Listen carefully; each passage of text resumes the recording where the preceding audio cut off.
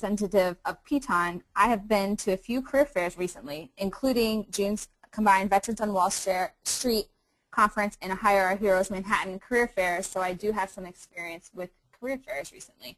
Back to you, Ann. Hey, thanks, Megan. So what we found at Piton is that all of us coming from the recruiting side, the veteran side, someone who's made that transition, we've been able to see the tremendous talent of men and women transitioning to civilian jobs from the military.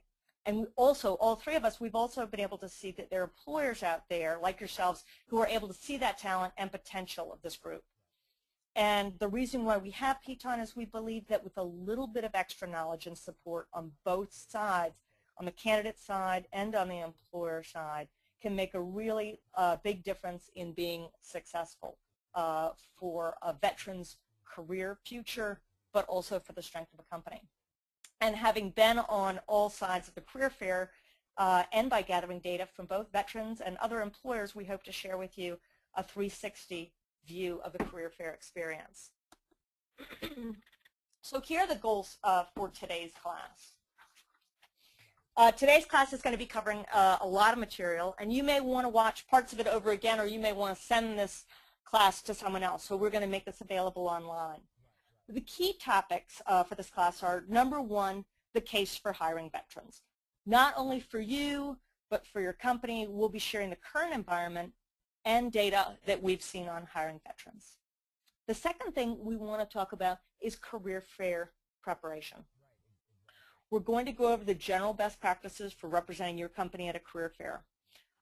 Veterans career fairs are very different from other career fairs, and so we're going to highlight some of the differences and discuss how preparation can make you stand out in a veterans career fair. And then third, we're going to talk about how to make the most of the event. We want to share with you the experiences from both the employer and the perspective of the attendees. We'll discuss some of the best practices in communications. We're going to talk about metrics as well for career fairs. And we want to be very clear about what success looks like at a career fair, so you can measure success as a recruiter and make the best decisions for career fairs that best fit your goals. And so I want to make sure that we can get success measured in ways that allow your company to continue to make the best decisions in veteran hiring. Well, we'd like to begin first in terms of making the case for hiring veterans in setting the scene. And Chad Storley is going to walk you through the state of career change for veterans. Chad? Hello, everyone. And what I'd really want to look at is for when you hire a veteran, it's absolutely best to think of that veteran and think of what they can do for your organization. Don't think of, hey, I'm hiring for them because it's patriotic.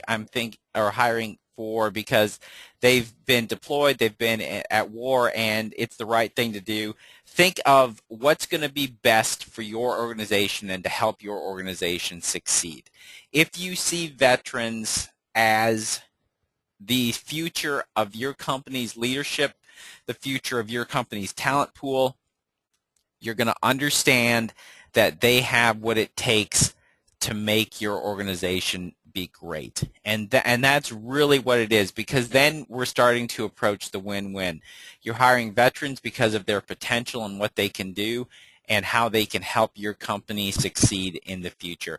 That's really the win-win. When companies see veterans as, hey, I can get this much of a tax credit, it limits both the veteran's potential and it limits what the company can get from these employees. So we really need to recognize that when you hire veterans, you're making your company better in the marketplace and more competitive by accessing a talent pool with unlimited potential.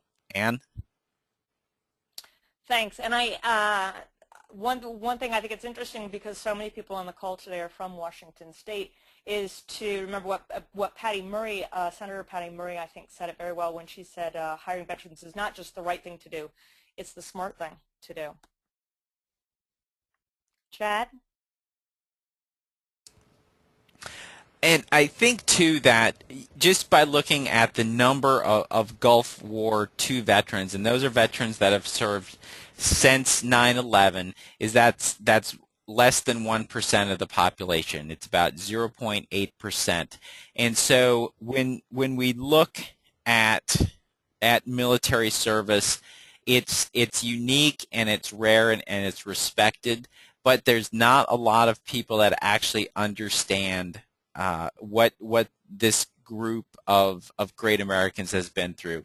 So that really requires a translation part on the veteran, so they can make their skill sets and what they can do understood to corporate America. And then there's also a requirement within companies that so we can understand everything that they've done and they've been through. So it's a great thing, but just the veteran, especially the Gulf War II veteran, those who have served since 9/11, are just rare in society, and it's going to take a little bit more for us to understand all their experience levels and what they've experienced in Iraq and Afghanistan and other parts of the country and the world, and how they can bring that experience back to help make companies great. Anne?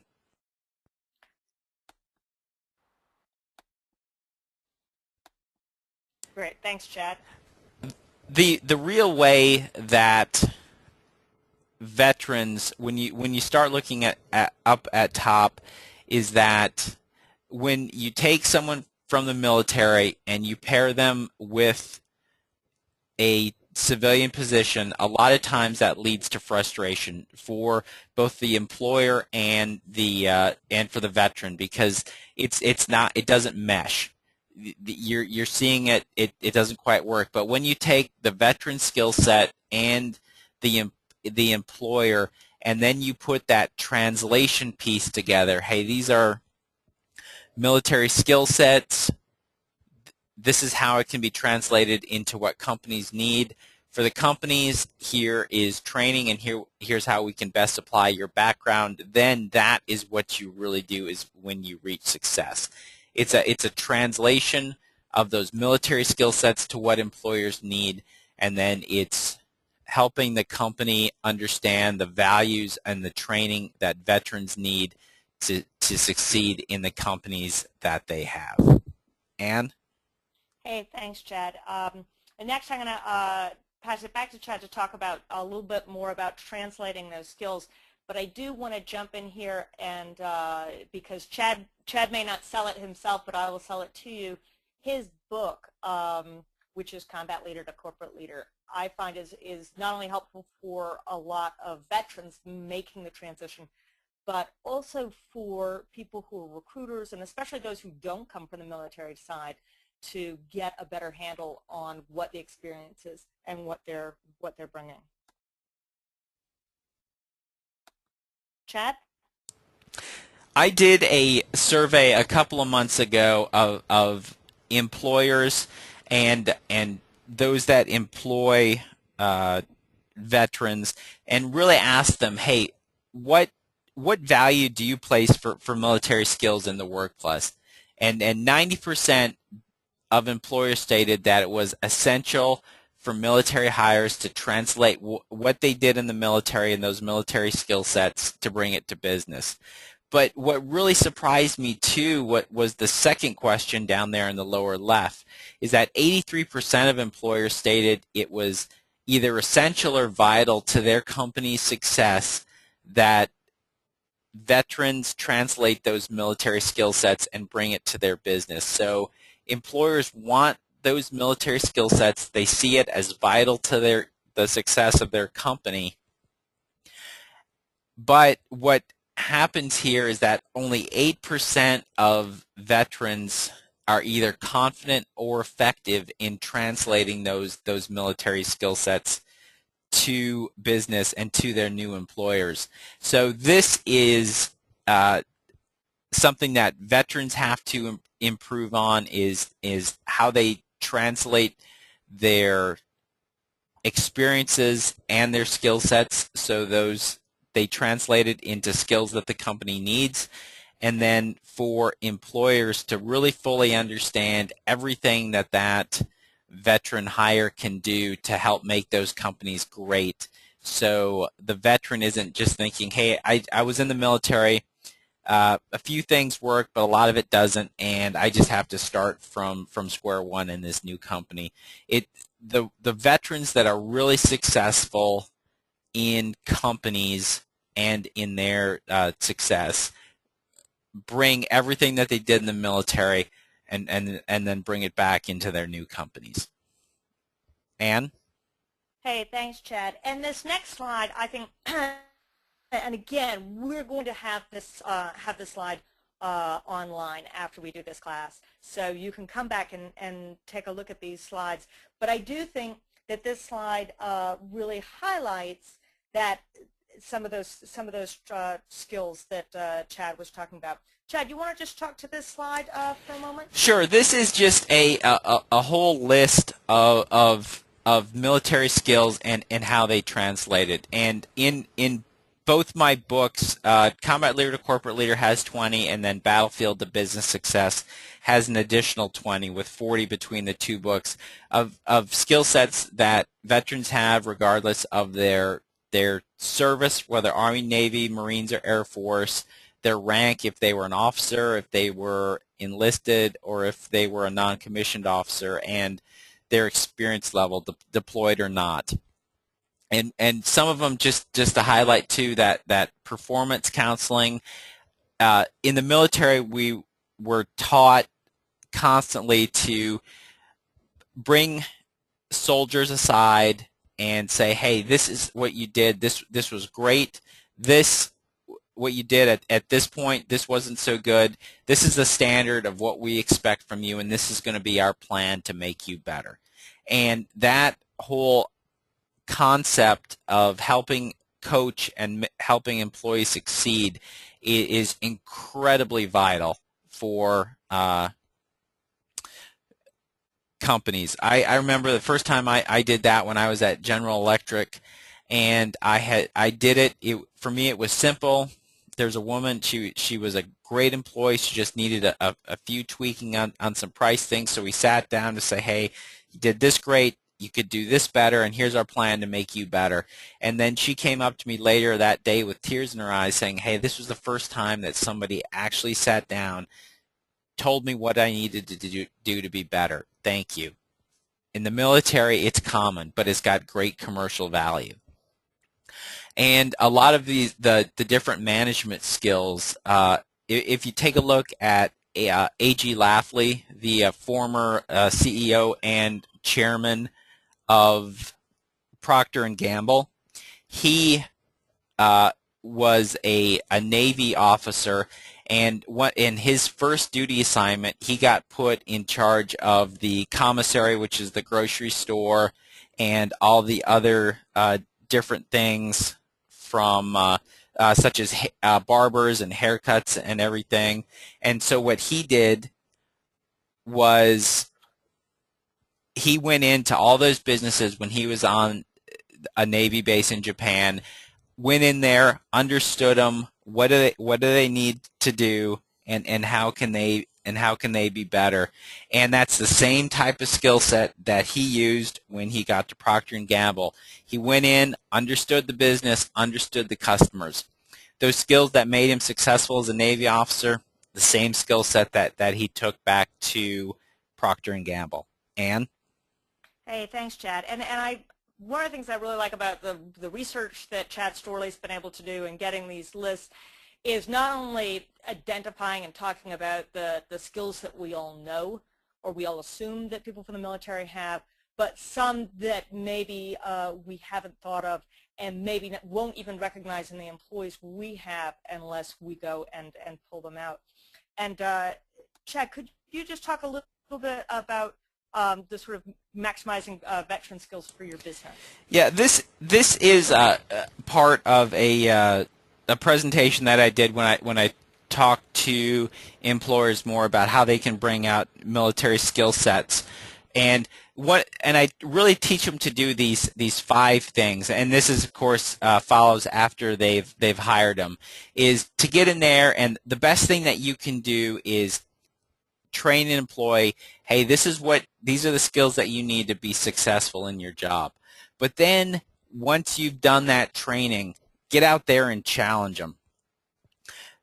Veterans are used to being challenged from everything that they've done in the military. They were trained in their basic training and then in their military skills, and then they were sent to their units, they were challenged, they were deployed, and they were said, okay, hey, here you at, this is what I expect you to do, go out and do it. What this challenge does after this training is that it forces them to translate those military skill sets and bring everything that they have from their military background to translate it so we can figure out what they need. And this is a great way to do it because it gets them to now start looking at everything in their background as vital to their success in this company. And then once they've done this, they've been trained, they've been challenged, they're translating their military skills, then listen to their recommendations. Hey, what can we do to make the company better? How can we best develop people's leadership skills in this company to make it better? And then when that listening is done, then support them for what they need. Do they need more training? Do they need different experiences? So this train, challenge, translate, listen, and support framework really goes through their entire career development. But the best part of all is that the employer is the real beneficiary of all these military skills that are translated into their new job. So you're getting people bringing in their risk management, their leadership, their project planning, how they look at competition and understand. That is the best way to maximize those military skill sets to make not only the veterans successful, but make the company even more successful. Anne? Hey, thanks, Chad. One of the reasons I really like the fact that Chad brought up this slide is because although we're focusing today on one particular event, a career fair, the fact that Chad often talks about putting the career fair really into your long-term successful plan and talent inventory for your company. So Chad's been able to go over some of the setting the stage, and I want to talk a little bit now about career fair preparation. So I'm going to begin with the more strategic side of career fair preparation and then go into some of the more tactical parts of it. So the first part in career fair preparation really is setting your goals and expectations. Now, while we find that there's often a strategic alignment between the recruiter at the career fair or the person who's actually present at the event making the contact with the veterans, there's a strategic alignment between them and the company they represent. We also want to take a moment to highlight some of the possible differences. So for you, if you're a recruiter, you already had a spot talent. And if, most recruiters really enjoy going out and spotting talent.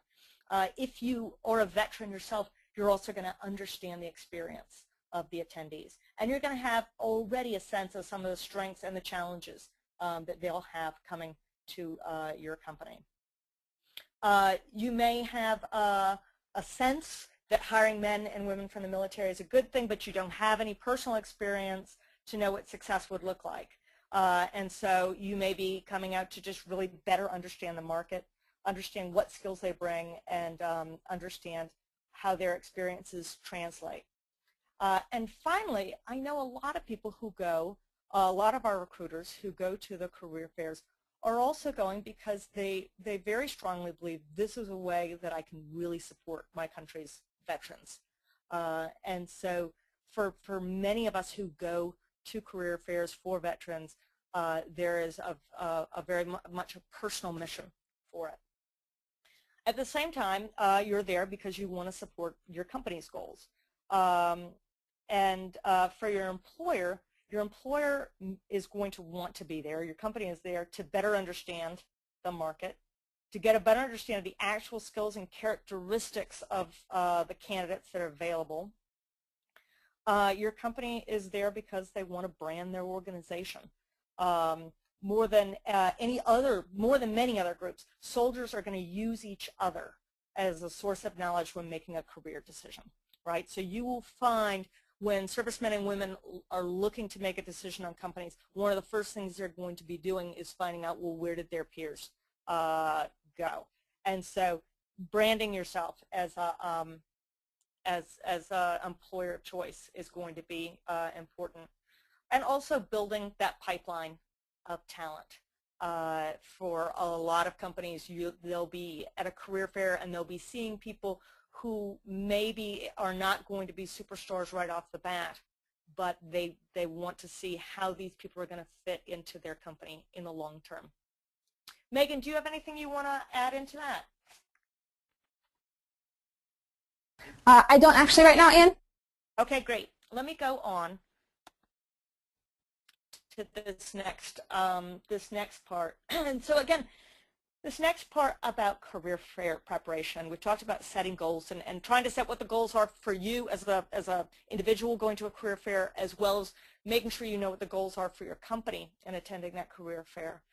The other important part about career fair preparation from a strategic point of view is understanding the reality of the obstacles as well as the potential for a competitive advantage.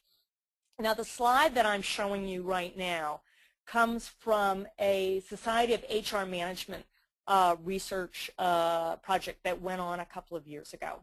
And what SHRM, or the Society of HR Management, did is they looked at what were the top, and I believe it was the top 10 challenges for employers in hiring veterans. And this was a nationwide survey. The two top challenges for employers across the board, across industries and across geographies, were number one, translating military experience to civilian skills, and two, translating from a military culture to a workplace culture. And I think this is important for all of us to understand. You know, Chad spoke about this as well, and I just want to reiterate this reality in that there are real obstacles and hurdles to hiring veterans. They're not insurmountable, but by understanding them, your company is going to be more successful at using venues such as this career fair at Cheney Stadium to overcome some of those challenges. When you're at the career fair on September 2nd, you're going to not only want to spot talent, but you're going to want to help the veterans close that gap through the knowledge that they're going to gain by talking to you. You know, I like to think of it this way in terms of when I'm working with veterans, is the same way when I'm having someone try to explain football to me. Assume that I'm very, very bright, but I have no idea what you're talking about. If you can come from that point of view, that the talent that you're out there reaching is bright, they have a lot of ability, but their knowledge of the topic at hand may be not what their peers have. Hey, Megan, do you want to jump in on any of this? And what I would add is oftentimes people transitioning from the military to the corporate world, you may speak to someone at the career fair who is, let's say, 27 years old and just wrote their first resume, is at their first career fair, have really never sat down to talk to a hiring manager at any point. So they're real novices when it comes to finding a job. So I think that's something that recruiters need to keep in mind during the fair. Back to you, Ann. Hey, thanks, Megan. So I think understanding, we've talked about the sort of strategic concepts of understanding the situation and setting your goals. I want to move a little bit to talk about a more tactical point of view, and that's metrics, right? As we know, that which is not measured is not valued. When it comes to metrics at a career fair, especially a veteran career fair, the most important thing is to first set a baseline. You want to begin measuring your success and your experience at these veteran career fairs early, so you can get a baseline for what success looks like, for you as a company, you as a recruiter, and what success looks like from one career fair to the next. And the reason why I say that's so important is your recruiters may be coming from the diversity department or the college hiring department in your company, and they may already have some really good metrics set up in order to measure success. One of the differences you're going to see, though, in hiring at a veteran career fair as opposed to some of the historically large diversity career fairs such as the National Black MBA Career Fair or NSHMBA, if you've been to one of those, many of these veteran career fairs are still getting established. And they're still changing with the numbers of men and women who are returning from Iraq and Afghanistan, as well as those who are returning back to career fairs due to changes in the economy.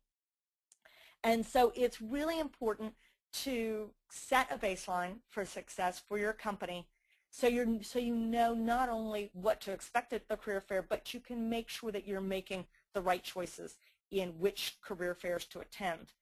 For this upcoming career fair on September 2nd, Hire America's Heroes has partnered with a group called Hiring Our Heroes, and they've already done a number of career fairs, and they're continuing to build on their experience.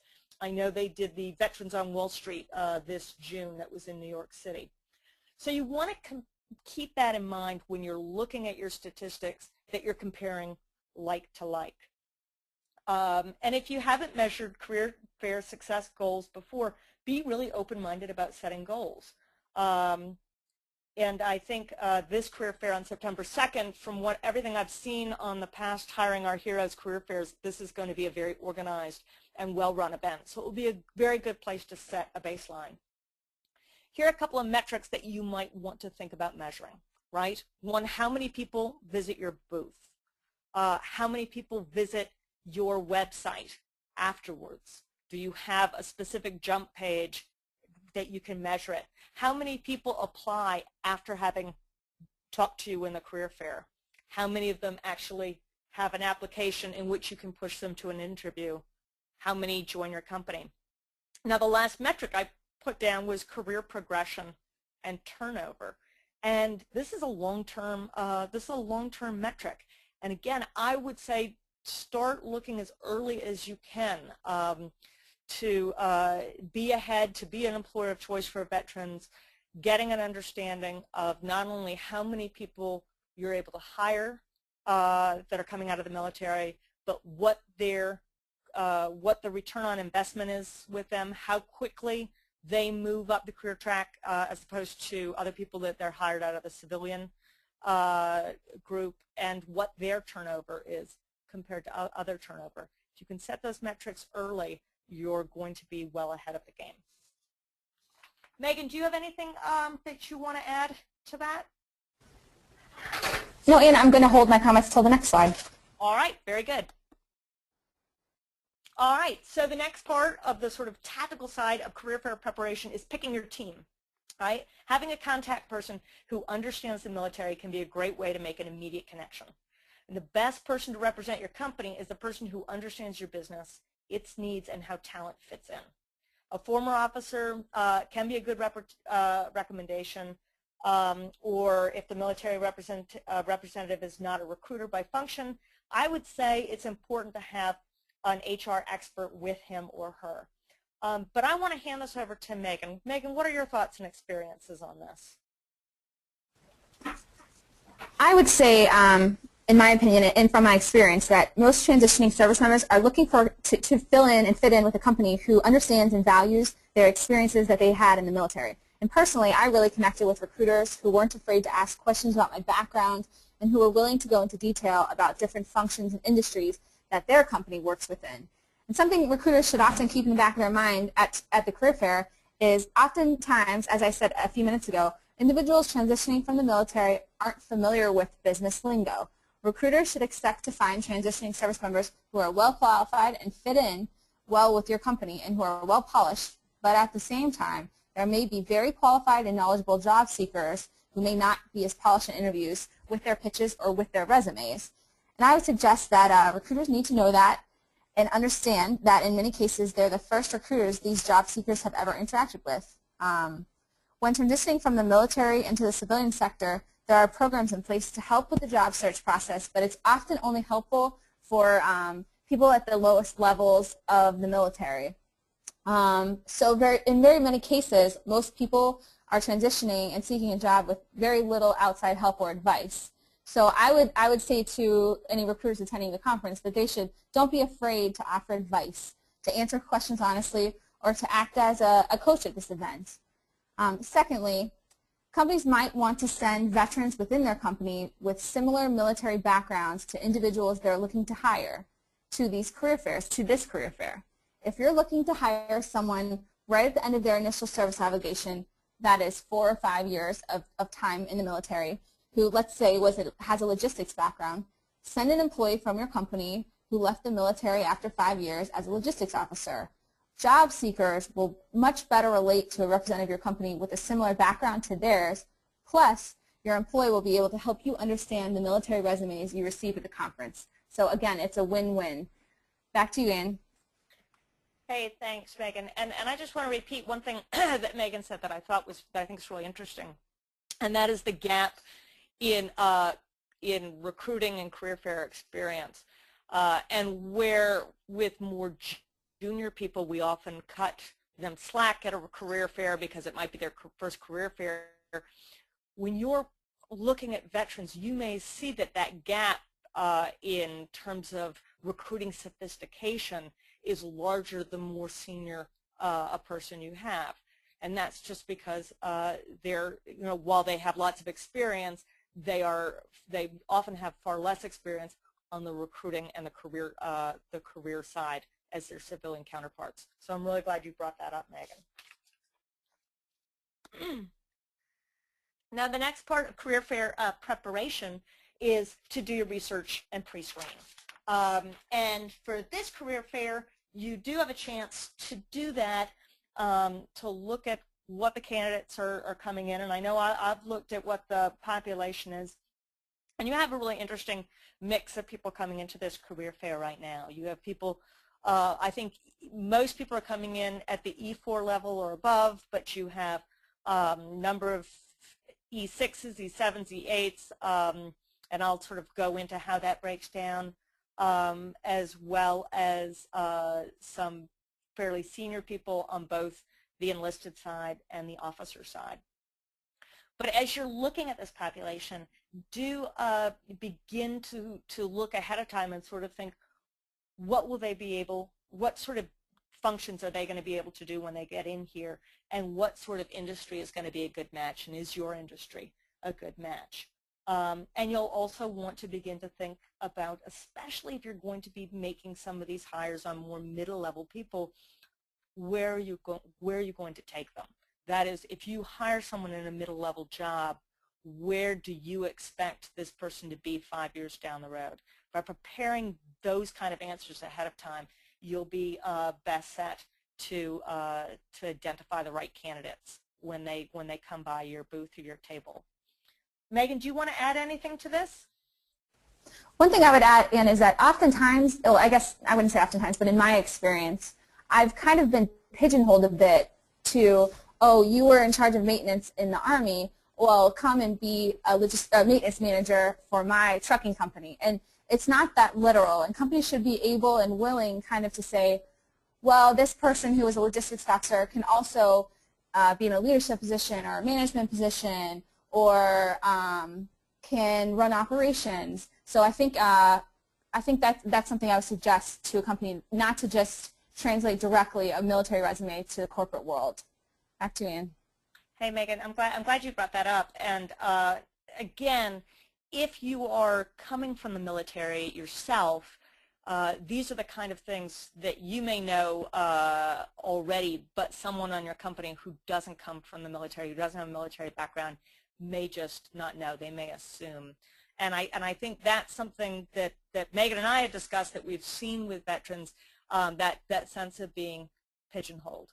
And of course, people go into different parts of the military, or they take on different functions, just like Megan did, as a balance of not only what their particular skills are, but what the need is at that time by the military. And so it's important to understand that while some people want to continue to move forward in the same way, many others want to make a very different change, not only in industry but in their function as well. Now, in terms of talking about the different parts of the military, I want to go over sort of how you might, if you have a military background, how you might discuss this or educate some of your non-military background HR people, because I think it's important. We talk a lot about the importance of educating veterans and making sure that they can translate their resume and translate their experience to your needs. But the company that can understand from the military's point of view, or the soldiers, sailors, airmen's point of view, that company is going to have the first chance at identifying some top candidates. So I'm going to sort of do a quick breakdown of how of just the enlisted side and see how this makes sense. What I've done is I've set out the first sort of 4 stages in military rank, and you can see I've got it color-coded: green representing the Army, blue representing the Air Force, violet representing, or purple representing the Marines, and white representing both the Coast Guard and the Navy. Just to give you a sense of what some of the titles are. Now, when you're looking at an E1 to an E4, and this is, again, we're talking general rule of thumb, those are usually people that you might put in the category of an apprentice or a trainee, or what I often refer to as an individual contributor. These are the enlisted corps. They're designed for during this time for learning, developing their skills. This is the time they get their basic training, a lot of technical training, a lot of on-the-job training in their specific military occupation. During the E1 to E4, it's generally the first 6 years. Generally, the men and women in these 4 areas have either a GED or a high school diploma. An interesting sort of caveat to that is there is a continual rise in the training and education of people in the military. And so you will see some of them at this time going into college and other courses. Megan, do you want to add anything into this? I would add in that this often, I guess you can refer to these 2 soldiers, airmen, Marines at this rank as the worker bees of their services. And another thing I think that's interesting about this and interesting to know is that many soldiers, or many of them at this rank, will transition out after they've spent their first 4, 5, or 6 years in the military and decided this isn't a career for them, and they're now going to look to the civilian sector to continue their careers. Another thing I would say is, again, I want to reiterate the point that it's not one size fits all, in that I have met privates who have college degrees. So again, there's a lot of variance in this, but these are the general rules of thumb. Great. Okay, and that's it. Thanks, Megan. And I think that's important. It's people who have been recruiting from the military for years are far more connoisseurs of looking at different backgrounds and understanding different experiences. But we really want to give you the ability to be able to have a clarity and focus when you're at a career fair in making sure you know who to sort of point to what jobs. So the next sort of steps, and you see we've got E4 sort of overlaps, is the next sort of 4 to 12 years is E4 to E6, and we'd sort of put those in the category of a journeyman or a supervisor, right? So these are the middle listed ranks, and those are the working supervisor. So people in these ranks generally hold responsibilities of, let's say, a shift supervisor or team leader, a trainer. These people are technical experts in their field.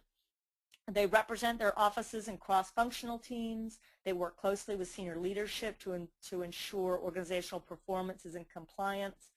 And these folks generally, rule of thumb, have an associate's degree or a bachelor's degree. And again, you'll notice that the E4 is overlaps the sort of what I was talking about, the apprentice trainee side and more the journeyman supervisor. Can you just throw a little light on that for us, the whole, let's say, the concept of the corporal, Megan? Yes, Ann. Corporal is a rank that is specifically designed for overachieving specialists. So most soldiers, and I speak mostly from experience in the Army, but they move directly from specialist to sergeant, or E4 to E5. But the ones that are standing out and that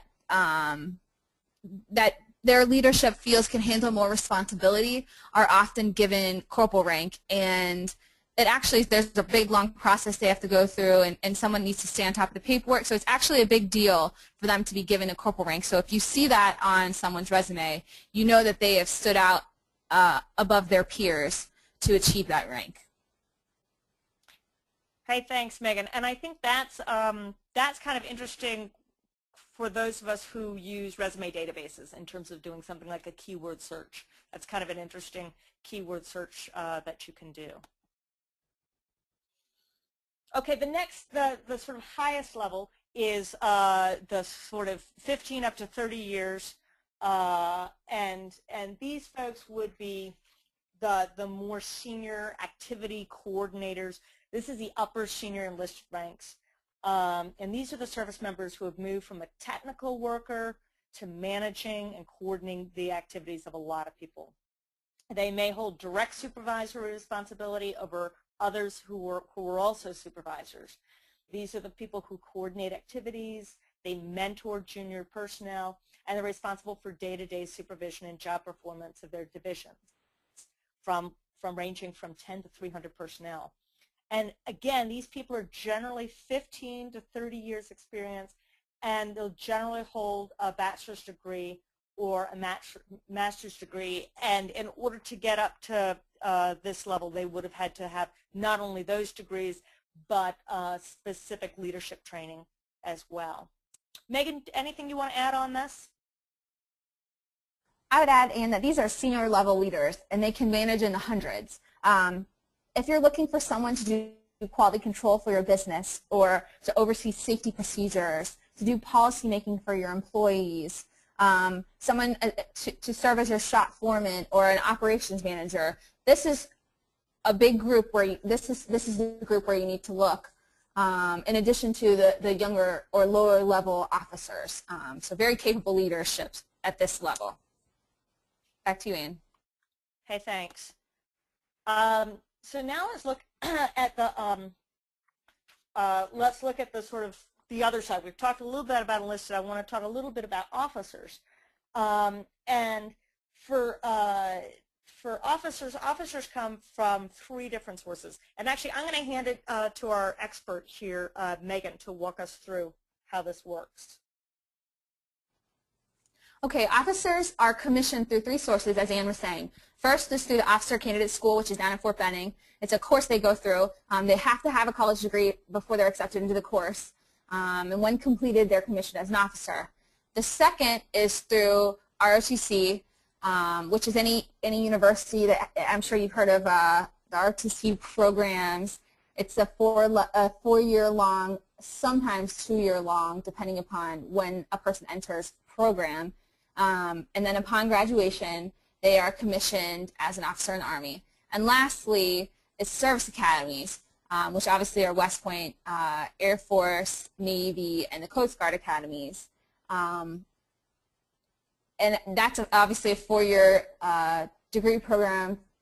And once they are finished with their school at those locations, they're also commissioned officers. I wanted to also point out that once you're commissioned as a second lieutenant, it's 18 months between second lieutenant and first lieutenant, and then it's generally, and it's changed very recently, 20 months from first lieutenant to captain, and then as a captain, from captain to major, so it takes 5 years, so people are generally captains for 5 years before they're promoted to major, and so forth. But if you're looking at junior level officers, it's probably a good thing to know that. Back to you, Ann. Hey, thanks. And before we go on and talk about the sort of career fair day, I just want to talk a little bit about making, getting an understanding of who are the people who are coming through the door. Again, we've sort of shared very high level, and we hope that if you come from a military background and this is all obvious to you, you understand that there are a lot of people in your company for whom this sort of breakdown is not obvious at all. But the other thing I want to highlight here is this is, they sort of say this is not your father's army. This is not your older brother or sister's army either. There is a significant difference in the experience of someone who served enlisted or as an officer in the 1980s or 1990s compared to somebody who has served in the last 10 years. And so we'll mention this again a little bit further, but those of us or those people who come with a military experience may want to stop and remember that the military experience of the people who are coming through the doors is very different.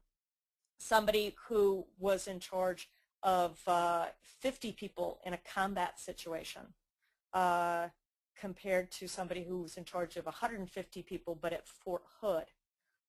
It's a very different experience. And because of that, the level of turnover is also very different. So I think it's important to understand that it's that this is sort of a very different world. Okay, so now we're going to begin to sort of thinking about setting the table in career fair preparation. Is think about what you want to have in your booth. If you're sort of putting together what materials you want to have there, what you want your booth to look like, I want to take you all the way back to what we were talking about in the beginning, which is that concept of clear and focused. A sense of clarity and order is going to be the best way to keep your candidate's attention.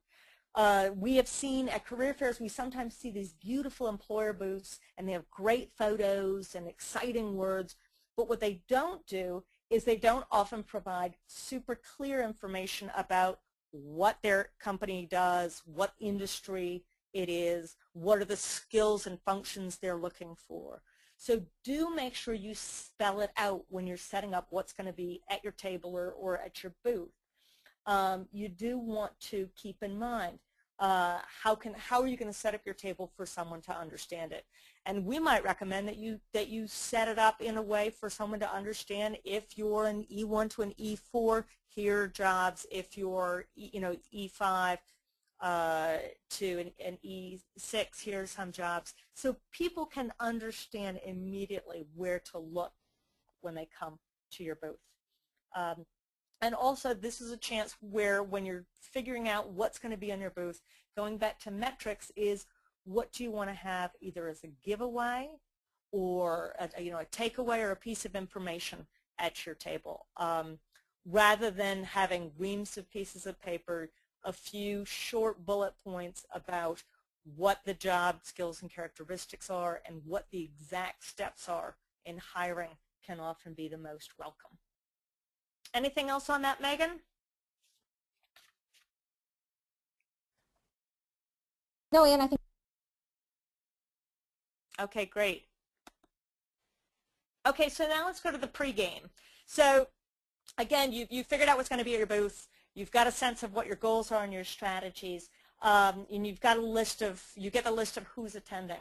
One thing that we would recommend doing is priming the pump. If you have a chance to reach out to a few candidates ahead of time, please do so. It creates a sense of energy, and the people who go to your booth are going to be more engaged. And so if you have a chance to reach out to these people saying, I've seen your resume, I see you're going to be coming to the career fair, I hope you'll come by and visit, please do so. If you're going to be scheduling interviews, and I know we are going to be doing informational interviews on September 2nd, you don't want to overschedule so that you don't have flexibility to meet someone new when they come by your booth. The other thing you really want to do before you go to the career fair is get a list of veterans that work in your organization. You want to be able to say, quote, Rick Garcia, he's a staff sergeant or was a staff sergeant in the Marines. He came in as a floor supervisor. Now he's one of our business managers. You want to be able to tell that whole story. So do make sure that you do that, that you get that list. and know where you want to take these people. So set that next step. Does success mean you're going to take them to your website? Does success mean you're going to get them to apply online? So have that next step set up ahead of time. Okay, now we're going to go to game day. So game day, these bullets are the same bullets that I give when I'm sharing with veterans. Number one, get dressed. We don't like naked employers. They don't make a good impression on the veterans. They sort of scare them. But just like you're using a candidate's appearance as a data point in hiring, you're going to look at when you look at a candidate, do they look like they're put together? Do they look polished and professional? What you wear at this career fair is going to tell the vets a lot about yourself and about your company. You might want to consider, rather than going with the sort of classic logoed polo shirt and khakis, you might want to consider putting on an outfit that matches exactly what people wear when they're in your office. So make sure that you remember that a lot of the people coming through are learning for the first time about your company. So what you wear is going to send an important message about who you are and who your company is. Also, please remember, if they don't have it at the career fair, please make sure that you have a name tag.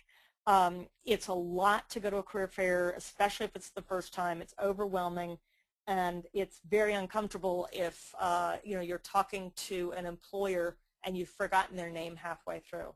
So have a name tag ready. And then again, you want to practice your pitch. And I'll talk a little bit about the pitch, but again, because we want to be clear and focused, because you're helping veterans present themselves as clearly as they can, having your pitch about yourself and your company as clear as possible is going to be absolutely vital here. And then again, set the table. You've decided what's going to be at the table. One thing I would make sure that you might consider having at your booth is having a chair nearby. Not all disabilities are visible, and if you're speaking to a candidate, they might be more comfortable if they can sit down. So we've talked to a couple of veterans who have come back with some back issues, and so standing up for a long time may not be comfortable for them. And so in order to get the most out of that candidate, put them in a situation where they can shine. Megan, do you want to add anything to this slide? No, Ian, I think I have nothing to add. All right. Okay, so I'm gonna again, when I on the last bullet here, I use the word education and selling, right? Because you're not only selling your company and identifying candidates, but you're also educating them. You're educating the people who come to your booth on what your company's about, and also how the best way to interact with an employer at a career fair. So you're having a couple of responsibilities. And one of the ways you can help these vets the most is with the pitch. And so I'm going to share with you how we talk about giving the pitch in 5 easy pieces, how we talk to veterans about how they can do it, and how you might be able to do it in a way that mirrors and models what they should be doing. So what you want with a pitch is a clear understanding of your company and its offerings. And that's going to be the best selling point. So the clearer you can be, the more successful you will be. Now here's the pitch that you're going to want to kind of hear from a vet coming through. So serviceman or woman comes through, what you want to hear from them is who they are, right? You're going to want to know what skills and experiences they bring to the table, and you're going to want to know where they want to take these experiences. So, if you were a captain in the Army, you had experience with logistics and managing a large team, and working under stress and mentoring people, and you want to take it to a leadership position. So that kind of clear structure is what you're going to want to hear from the serviceman or woman when they come by. Here's the pitch that you want to give so that they can model the information. I would set it up the exact same way, the 5 easy pieces. First, introduction of your company and your industry. So please don't assume that everybody knows what your company does or what your industry does, especially if they have not been in the civilian world. This is what my company does. We're in the manufacturing industry. Then I would give a clear description of what kind of jobs you hire for and list some of the key skills as well as the key characteristics. And again, that sense of clarity between skills and characteristics is going to help the serviceman or woman model that and give that kind of clarity back. We need people who have project management, as a skill. We need people who can work independently or have an entrepreneurial spirit as a characteristic. And then finally, in your pitch, you want to be very clear about the career path. Because again, these people are not just looking for jobs, they're looking for a whole new life change. And so talking to people about here's where people often take this job is something that's going to be very helpful for them. Megan, do you want to add anything on that? The only thing I would add here, Anne, is that as company representatives, please be willing to answer questions, however elementary you as a recruiter may feel they are. Transitioning veterans have lived in a very different world than the corporate world for as many years as they've been in the military, and it takes a bit of time to grasp the business lingo or to understand even what a pitch is. If you say to a veteran, let me hear your pitch, or tell me a little bit about yourself, they actually might not even know exactly where you're going or what you're expecting. So just be patient. Back to you, Anne. Hey, thanks a lot. And I think that sort of the patience is important, and also you'll become again more of a connoisseur of what a successful pitch or what a successful veteran might look like.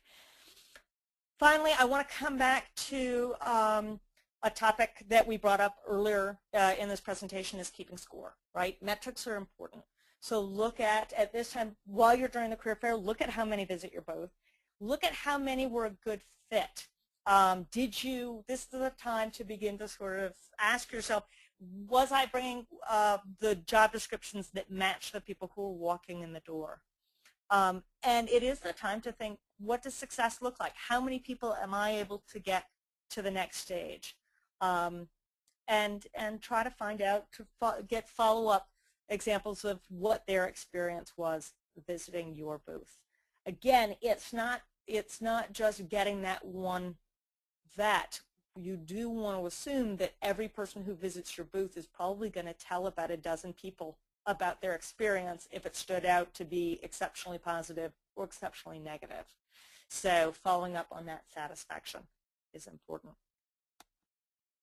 As we close, I just want to mention just a couple of things about the career fair experience. Some things that can be surprising or not surprising. So I'm going to throw in a few, and then I'm going to have Megan throw in a few.